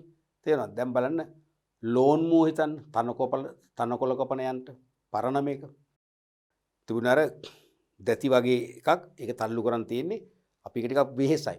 ඇඟට හොඳයි, ව්‍යායාමයට ඉතාම හොඳයි. අපි ඒක බරට තල්ලු කරන්න ඕනේ. ඒතර තමයි තනකොළ කැපෙන්නේ. අපි වේගයෙන් කැරකෙව්වොත් තනකොළ වේගෙනුත් කැපෙන එක හරි. හැබැයි තනකොළ ඔක්කොම තන පිටිනේ වැටෙනවා. අපි ඊට පස්සේ නැවත ඉදල් අරන් අතු ගාලා අස් කරලා පුච්චන්න ඕනේ ඒවා. නමුත් දැන් නවීන ලෝන් මූවර්ස්, ඉලෙක්ට්‍රික් ලෝන් මූවර්ස් ඇවිල්ලා තියෙනවා. ඒකේ තනකොළ කපනකොටම පිටිපස්සේ බකට් එකට තනකොළ එකතු වෙනවා. බිම වැටෙන්නේ එකක්වත්. ඒ බකට් එකේ තනකොළ ටික කුණු ගොඩකට, කුණු වලකට නැත්තම් ඩස්බින් එකට නැත්තම් ගාබේජ් බෑග් එකට දැම්මම කුල්ලොරිට දෙන්න පුළුවන්. ප්‍රශ්නේ ඉවරයි. අඩු කාලයකින් තනකොළ කපලා නිම කරලා ඉවරයි. අර පරණ එකෙත් අපි තල්ලු කරන එකෙත් පුළුවන් වේගෙන් අපි වේගවත් නැහැ. එයා ඉක්මනට තනකොළ ටික කපලා දෙනවා. හැබැයි අතු ගාලා අයින් කරන්න දවස් ගාණක් යනවා. අන්න ඒ වගේ නවීන දියුණු යන්ත්‍ර භාවිතා කරනවා කියන්නේ අඩු කාලයකින් වැඩි නිමෙවුමක් බිහි කරන්න ඒ යන්ත්‍ර වලින් දායකත්වයක් දෙනවා. පැහැදිලිනේ? ඊළඟට යන්ත්‍ර නිසි පරිදි නඩත්තු කිරීම. යන්ත්‍ර නිසි පරිදි නඩත්තු කරන්න ඕනේ. යන්ත්‍ර නඩත්තුව දුර්වල වුණොත් අපට අනිවාර්යයෙන් මේකෙන් ලොකු ඵලදායීතාවක් එන්නේ. මොකද යන්ත්‍ර නඩත්තුව දුර්වලයි කියන්නේ කලින් කලට නියම වේලාවට නියමිත යන්ත්‍ර පෑ ගණන් අනුව යන්ත්‍ර සර්විස් කරන්න ඕනේ. ඔයිල් මාරු කරන්න ඕනේ.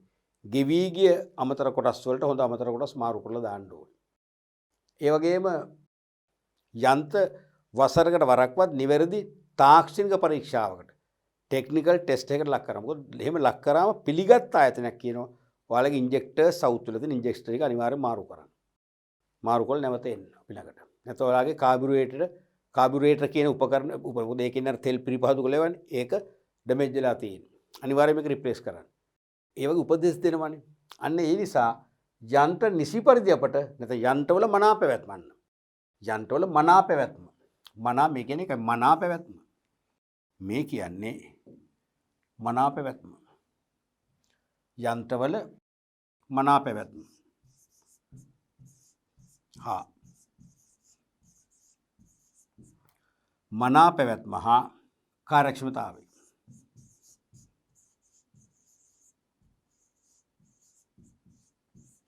මනා පැවැත්ම හා කාර්යක්ෂමතාව ආරක්ෂා කරගන්න පුළුවන් වන විදියට යන්ත්‍ර නිසි පරිදි නඩත්තු කරන්න ඕනේ. එහෙම වුණොත් යන්ත්‍ර හැම මාසෙම හැම අවුරුද්දෙම එක වගේ මනා ක්‍රියාකාරීත්වයකින් හොඳ කාර්යක්ෂමතාවයකින් වැඩි නිමවුම් ප්‍රමාණයක් බිහි කරගන්න දායක කරගන්න පුළුවන්. තුන්වෙනි එක තමයි අබලන් නොවූ යන්ත්‍ර යොදා ගැනීම. දැන් අබලන් වූ යන්ත්‍ර යොදාගත්තොත් ඵලදායීතාවය මොකද වෙන්නේ? පහළ යනවා. නිකන් හිතන ගෙදරක සීතකරණයේ තියෙන ඔයගොල්ලන්ගේ සීතකරණයේ ඩෝ එක ඕපන් කරාම තියෙන බීඩ් එකක් වටේ. බීඩ් එකෙන් තමයි පිටත වායුවත් එක්ක ඇතුළේ තියෙන සීත වායුව එකතු වීම වළක්වන්නේ. මොකද පිටත රස්නේ තියෙන වායුව ෆ්‍රිජ් එකට ඇතුළේ වුණොත් එහෙම කූල් එක වහිනවා. ඉන්ධන දහනය වැඩි වෙනවා. ඔය බීඩින් එක කැඩිලා අපි ෆ්‍රිජ් පාවිච්චි කරනවානේ අවබෝධයක් ඇතුව හරි නැතුව හරි. මොකද වෙන්නේ? විදුලි බිල රුපියල් 5000න් වැඩි වෙනවා. අන්න ඒ නිසා අබලන් නොවූ යන්ත්‍රම යොදා ගන්නවා. අබලන් වූ යන්ත්‍ර යොදා ගන්න කියන්නේ අනිවාර්යෙන් බල ශක්ති දහනය ඉහළයි. සේවකයන්ට වන අනතුරු වැඩි. ඒවට වන්දි ගෙවන්න ඕනේ. තේරුණාද? ඒ වගේම නිෂ්පාදිතවල ගුණත්වය අඩු වෙනවා අබලන් වූ යන්ත්‍ර වලින් හදනකොට. වෙළඳ පොලේ නොවිකිනි එනවා. මාකට් රිටර්න්ස් එනවා. පාඩු ගොඩයි. මේ පාඩු ඉවර කරගන්නට නම් පැහැදිලිවම හොඳ තත්ත්වයේ යන්ත්‍ර යොදා ගන්නට ඕන. අනිත් එක තමයි පුහුණු සේවකින් යොදා ගන්න ඕන. දැන් යන්ත්‍ර අපි නවීන තාක්ෂණික මෙවලම් සහිත නවීන තාක්ෂණික ගුණාංග සහිත යන්ත්‍ර තමයි පාවිච්චි කරන්නේ. කිසි ප්‍රශ්නයක් නැහැ.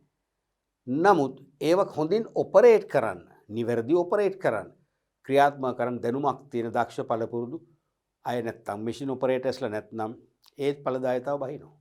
ඒ නිසා පුළුවන් තරම් පුහුණු සේවකයෝ යොදාගෙන පුහුණු සේවකයින්ට මේ නවීන යන්ත්‍රෝපකරණ මෙවලම් බාර දුන්නොත් ඒගොල්ලෝ දන්නවා නිවැරදිව මැෂින් එක කියන්නේ වඩා හොඳම බෙස්ට් මැෂින් ඔපරේටර් කෙනෙක් වශයෙන් වැඩ කරලා යන්ත්‍ර නිවැරදිව ක්‍රියාත්මක කරලා වැඩිම ඵලදායීතාව බිහි කරන මේ යන්ත්‍ර ඇදගෙන යන්නේ ඒගොල්ලෝ දන්නවා. මෙන්න මේ වගේ ක්‍රම මගිනුත් මොකද වෙන්නේ? යාන්ත්‍රික ඵලදායීතාව වර්ධනය කරගන්න පුළුවන්කම ලැබෙනවා. පැහැදිලිනේ? ඔව්. එතකොට අපි අද පාඩම් පරිච්ඡේදයෙන් වැදගත්ම කන්සෙප්ට් එකක් කතා කරේ ඵලදායීතාව ප්‍රොඩක්ටිවිටි එක. දැන් තේරෙනවද මේ ඵලදායීතාවය කියන එකට අපි සෑම නිෂ්පාදන ආයතනයක්ම තරංගකාරී ව්‍යාපාර ලෝකයේ තුල ව්‍යාපාරික තරංගයේ ජය ගන්න ඕන නම් හැමදාම ව්‍යාපාර ලෝකයේ දිනවන ව්‍යාපාරිකයෙක්ගේ සමාජයට යන්න ඕන නම් ඵලදායීතාවය කියන සංකල්පයේ අර්ථය මනවින් තේරුම් ගන්නව විතරක් නෙවෙයි ඵලදායීතාවය කියන සංකල්පයෙන් උපරිම ප්‍රයෝජන ගන්න සෑම නිෂ්පාදන ආයතනයක්ම ක්‍රියාත්මක වෙන්න ඕනේ. දැන් ඇතැම් ව්‍යාපාර ගණන් ගන්න නැහැ. නැතැම් ව්‍යාපාර හිතනවා ඵලදායීතාවය වර්ධනය කරන්න පුළුවන් ලෝකේ දැන් කර්මාන්තශාලා භාවිතා කරන දියුණු නවීනතම යන්ත්‍රෝපකරණ භාවිතා කිරීම කියලා විශාල මුදලක් වියදම් කළ යන්ත්‍රෝපකරණ ගේනවා. ගෙනාවම ඵලදායීතාව වර්ධනය වෙනවද දරුවනේ? නැහැ. ඒකෙන් විතරක් කරන්න බෑ. මේක සාමූහික සංකල්පයක්. සමෝදානිත සංකල්පයක් වෙන්න ඕනේ. ඉන්ටග්‍රේටඩ් කන්සෙප්ට් එකක් වෙන්නට ඕනේ. හේතුව නවීන යන්ත්‍රෝපකරණ ලොකු ස්ථාවර පිරිවැයක් දරලා ගෙන්නුවට ඒ නවීන යන්ත්‍රෝපකරණ නිසියාකාරව පරිහරණය කරන්න, ඔපරේට් කරන්න, මෙහෙවන්න දැනුම් තේරුම් ඇති පුහුණු සේවකයෝ නැත්තම් මොකද වෙන්නේ? අරවගෙන ආගල වැඩක් වෙන්නේ. ඒ අපි මං කියන්නේ නිෂ්පාදන ලෝකේ සමහර ව්‍යාපාරිකෝ තේරුම් නොගන්න දේවල්. ඒගොල්ලෝ හිතනවා නව යන්ත්‍රෝපකරණ ආදේශ කරපු ගමන් කම්මල් පිරියතට දාපු ගමන් නිෂ්පාදනය වේගය වැඩි වෙනවා. නෑ. සේවක පුහුණු නෑ. එක්ක පුහුණු සේවකයෝ ඉන්නවා. ඒ නිසා ඒ පුහුණු සේවකයන් ඕනම මැෂින් එකක් ලෝකේ ක්‍රියාත්මක කරන්න ඒගොල්ලෝ දන්නවා. අන්තර්ජාලයෙන් ඒගොල්ලෝ ඉගෙනගෙන තියෙනවා. නමුත් ඒ සේවකයින් දිරිගන්වන සුළු ක්‍රම නැත්තම් අභිපේරණ ක්‍රම ඊටාම අඩුවෙන් නම් භාවිතා කරන්නේ. ඊටාම අවම නම් මොකද වෙන්නේ? ඒ සේවක වැඩ කරන්නේ. ඒ නිසා අනිවාර්යයෙන්ම සේවක දිරිගැන්වීමේ ක්‍රම තුලින් අභිප්‍රේරණීය වූ සේවක හමුදාවක් බිහි කළ නැත්නම් එයාලා පුහුණු වුණත් නවීන යන්ත්‍රෝපකරණ ආවත් ඒගොල්ලන්ගෙන් උපරිම ප්‍රයෝජනයක් ලැබෙන්නේ නැහැ. ඒත් ඵලදායීතාවය මොකද වෙන්නේ? අඩු වෙනවා. අනිත් එක අපි හිතමු පුහුණු සේවකයෝ අභිප්‍රේරණීය වූ සේවකයෝ ඉන්නවා. නවීන යන්ත්‍රෝපකරණ භාවිතා කරනවා. හැබැයි තත්ත්වෙන් උසස් හා නිවැරදි අමුද්‍රව්‍ය භාවිතා කරන්නේ. අමුද්‍රව්‍ය වලට ඒ තරම් තැකීමක් නැහැ. ගැනුම් අංශේ ගැනුම් කළමනාකරුවටම බාර දීලා තියෙනවා. පර්චේසින් මැනේජර් බාර දීලා තියෙන අමුද්‍රව්‍ය ගන්න. එයා නිතරම එයාට ඕන අමුද්‍රව්‍ය තමයි ගන්න. සමහරට එයාටත් වාසි සහගත ප්‍රතිලාභ ලැබෙන ආකාරයේ අමුද්‍රව්‍ය තමයි එයා ගන්න. ඇත්ත කතා එහෙමනේ වෙන්නේ. ලෝක හැම රටකම තේරෙනවද? ඒතර මොකද වෙන්නේ? වැඩේට අවශ්‍ය අමුද්‍රව්‍ය නැහැ. තත්ත්වෙන් උසස් අමුද්‍රව්‍ය නැහැ. නිවැරදි අමුද්‍රව්‍ය නැහැ. වැරදි අමුද්‍රව්‍ය ගෙනවොත් ඒත් ඵලදායීතාව නැහැ. තත්ත්වෙන් උසස් අමුද්‍රව්‍ය නැත්නම් ඒත් ඵලදායීතාව අඩුයි. ඒ නිසා අමුද්‍රව්‍යත් නිවැරදි ආකාරයෙන් පරිහරණය ගන්න ඕනේ. එහෙනම් අමුද්‍රව්‍ය යන්ත්‍ර තාක්ෂණය නැත්නම් අමුද්‍රව්‍ය යන්ත්‍ර ඒ වගේම ශ්‍රමය. අමුද්‍රව්‍ය යන්ත්‍ර ශ්‍රමය කියන මූලික නිෂ්පාදන යෙදුම් තුනම ප්‍රශස්ත ආකාරයෙන් එකිනෙකට මැච් වෙන ආකාරයෙන් ගැලපුණොත් තමයි ඉහළම ඵලදායීතාවයක් ලබන්න පුළුවන් වෙන්නේ. ඔන්න ඕක හොඳට තේරුම් ගන්න ඕනේ නිෂ්පාදන ආයතන. පුහුණු කැප වූ අභිප්‍රේරණ වූ සේවකයෝ ඉන්නෝනේ. ඒක කිසිම සැකයක් නැහැ. එතන ශ්‍රම ඵලදායීතාවය ඕකේ. නමුත් යල්පැනගේ යන්ත්‍ර නම් භාවිතා කරන්න. මොකද වෙන්නේ? යාන්ත්‍රික ඵලදායීතාවය නැහැ. තේරෙනවද?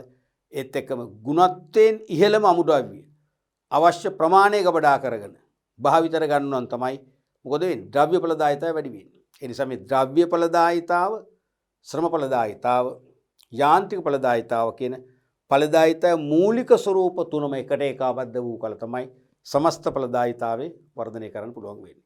ඒ නිසා ලෝක ඕනම රටකට මේ ඵලදායීතාව වර්ධනය කර ගැනීමේදී ඇත්තරම ලොකු බර තැබීමක් කරන්න ඕනේ. සමහර ආයතන හිතන නවීන යන්ත්‍ර ගත්තම හරි. සමහර නිෂ්පාදන ආයතන හිතන ශ්‍රමිකයන් පුහුණු කරලා අභිප්‍රේරණකම තුලින් ඒගොල්ලෝ අභිප්‍රේරණය කළාම හරි. අමුද්‍රව්‍ය ගැන හිතන්නේ නැහැ. යන්ත්‍ර ගැන හිතන්නේ. මේ සම තුන ගැනම සමබර අවධානයක් යොමු කළ යුතුයි කියලා මම කියන්නේ. මේ තේරෙයි යන්ත්‍ර ශ්‍රමය අමුද්‍රව්‍ය කියන මූලික යෙදුම් තුන කරේ සමබර අවධානයක් යොමු කරලා ඊටාම නිවැරදි ආකාරයෙන් මේ සම්පත් තුන භාවිතා කරොත් තමයි සමස්ත ඵලදායීතාවය වර්ධනය කරන්න පුළුවන්කම ලැබෙන්නේ. ඒ ඵලදායීතාව අඩු නම් අනිවාර්යයෙන්ම විකුණුම් සහ ලාභත් අඩු වෙනවා. ප්‍රතිලාභත් අඩු වෙනවා. තරඟ කරන්න අමාරු වෙනවා. ඒ කියන්නේ තරඟකාරී ව්‍යාපාර ලෝකයේ ලොකු දිගුකල් පැවැත්ම රඳව ගන්න අනිවාර්යයෙන් බැරි වෙනවා. එහෙනම් තරඟකාරී ව්‍යාපාර ලෝකයේ තුල දිගු ගමනක් යන්නට, පුළුල් වෙළඳපොළක් දිනා ගන්නට, තේරෙනවද? ඉලක්කගත ලාභ උපයන්නට නම් පැහැදිලිවම ඵලදායීතාවය වර්ධනය කර ගැනීම සෑම තරාතිරමකම ව්‍යාපාරයකට, නිෂ්පාදන ව්‍යාපාරයකට, කර්මාන්තශාලාවකට අතිශය ප්‍රයෝජනවත් වෙනවා. ඒ නිසා මේ ඵලදායීතාවය කියන එක මම අවසන් වශයෙන් කියනවා ඉන්ඩිවිඩුවල් කන්සෙප්ට් එකක් නෙවෙයි දරුවනේ. තනි සංකල්පයක් නොවේයි, ඉන්ටග්‍රේටඩ් කන්සෙප්ට් එකක්. සමෝදානිත සංකල්පයක්. ඒ කියන්නේ සාධක සමූහයක සමදායකත්වයෙන් තමයි ඵලදායීතාවේ වර්ධනය කරන්න පුළුවන් වෙන්නේ. එහෙනම් හොඳ අමුද්‍රව්‍ය, නිවැරදි අමුද්‍රව්‍ය, පුහුණු සේවකයෝ, කැපවුණු සේවකයෝ, තේරෙනවද? ඒ වගේම ඉතා නවීන කාර්යක්ෂම යන්ත්‍රෝපකරණ භාවිතා කරන්න ඕනේ. ඒ විතරක් නෙවෙයි, නිවැරදි තාක්ෂණ ශිල්පීය ක්‍රම භාවිතා කරන්න ඕනේ. නිවැරදි තොග පවත්වාගෙන යන්න ඕනේ. නිවැරදි තොග වාර්තා පවත්වාගෙන යන්නට ඕනේ. නිවැරදි නායකත්වයක් දෙන්නට ඕනේ. මේ හැම දෙයකම එකතුකින් තමයි ඵලදායීතාවය කියන එක ලබන්න පුළුවන්. නැත්තම් ඵලදායීතාවයේ කම්හලකට විතරක්, කාර්යාලයකට විතරක් බෑ. ආයතනයක නිෂ්පාදන, ගැනුම්, මූල්‍ය, විගණන මේ සෑම ශ්‍රේෂ්ඨයකම පුංචි හෝ දායකත්වයක් ලැබුණම තමයි සමෝදානිත සංකල්පයක් වශයෙන් ඵලදායීතාව එළියට එන්නේ. හැම දිනාගම කැපවීම ඕනේ. දැන් සේවක පැත්ත ගත්තම කළමනාකරුවෝ ගොඩාක් කැප වෙනවා, සේවකෝ කැප වෙන්නේ නැහැ. එක සේවකයෝ ගොඩාක් කැප වෙනවා කළමනාකරුවන් කැප වෙන්නේ. එහෙමත් බෑ. හැම මට්ටමකම සේවකයින්ගේ දායකත්වය ලැබෙන්න ඕනේ. එහෙම ලැබුණොත් තමයි ඵලදායීතාවය වර්ධනය වෙන්නේ. හොඳයි දරුවනේ අපි අද පාඩම් පරිච්ඡේදනුත් වැදගත් කන්සෙප්ට් එකක් කතා කරා. අපි සමස්තයක් වශයෙන් 10 වන පාඩම් ඒකකයේ නිමා කරන මාතෘකාවේ තමයි අපි ඉන්නේ. ඒක තව වැදගත්ම කොටසක් තියෙනවා. නිෂ්පාදනයේ නව තාක්ෂණය ආදේශ කර ගැනීම කියන පාඩම් ඒකකයේ අපි මේ පරිච්ඡේදයත් අපි ඊළඟ පාඩම් වාරදී කතා කරන්න බලාපොරොත්තු වෙනවා. අපි ඒ තුලින් සමස්තයක් වශයෙන් මෙහෙයුම් කළමනාකරණයත් ඉතා සාර්ථකව නිම කළ පාඩමක් බවට පත් කරන්න බලාපොරොත්තු වෙනවා.